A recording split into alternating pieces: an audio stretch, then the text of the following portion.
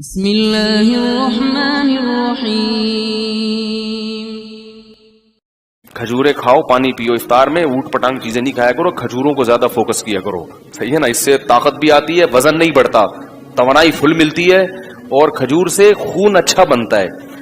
جب کمزور ہو گئے نا خون تو بنے گا، اب وہ چاہے الٹی سیدھی چیزیں کھا کے سڑا ہوا خون پیدا کر لو، خون کی کمی ہو جاتی ہے نا، اور چاہے تو نفیس چیزیں کھا کے اچھا۔ یہ آپ کے پاس رمضان میں آپ کو یہ آپشن ملتا ہے۔ میں اس لیے بار بار کہتا ہوں کہ رمضان میں اپنی خوراک کا شیڈول ہمیشہ کے لیے چینج کر دو، عادت بنا لو، اچھی اچھی چیزیں کھائیں گے، گندی چیزیں کہیں یہ تیل ویل چکنے چپڑے، پکوڑا بھی کچھ تھوڑا سا تیل میں ہو اور اچھے والے تیل میں۔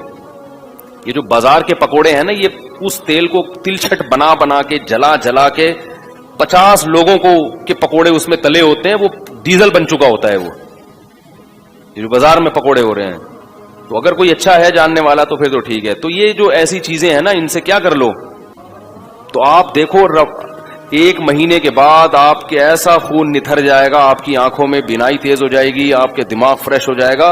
تو یہ رمضان میں اللہ نے ہمیں بہت اچھا موقع دیا ہے اپنی خوراک کے شیڈول کو چینج کرنے کا۔ اچھی خاندانی چیزیں کھانا شروع کر دو، زیتون، انجیر، شہد، اور کیا ہے یہ جو ہے آپ کا، اور کھجور، دلیا، جو، یہ چیزیں کھانا شروع کر دو، سمجھ رہے ہو، اپنے خرچے پہ۔